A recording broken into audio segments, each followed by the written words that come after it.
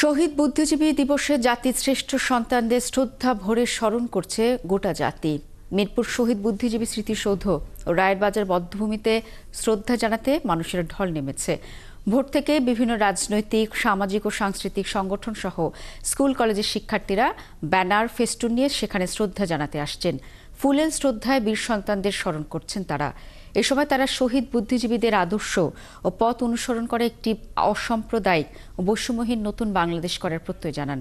শ্রদ্ধা জানানোর শেষে অনেকেই শহীদদের কবরের সামনে নীরবে দাঁড়িয়ে থাকতে দেখা গেছে। এছাড়া অনেককেই শহীদদের আত্মার শান্তি কামনায় মোনাজাত করতেও দেখা গেছে।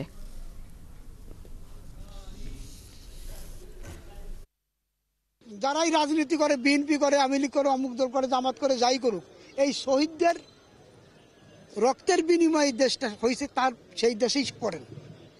তাহলে এদেরকে শ্রদ্ধা জানাতে অসুবিধা কোথায়?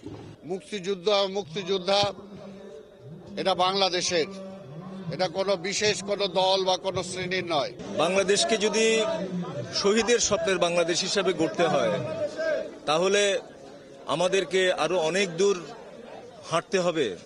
আশা করছি যে আমাদের যারা মুক্তবুদ্ধি চর্চা করেন তাদের জন্য একটা অবারিত পরিবেশ আসছে। বাংলাদেশের কমিউনিস্ট পার্টি এবং বামপন্থীরা দীর্ঘদিন ধরে বলে আসছে যে ব্যবস্থা বদল ছাড়া মানুষের কোনো মুক্তি আসবে না।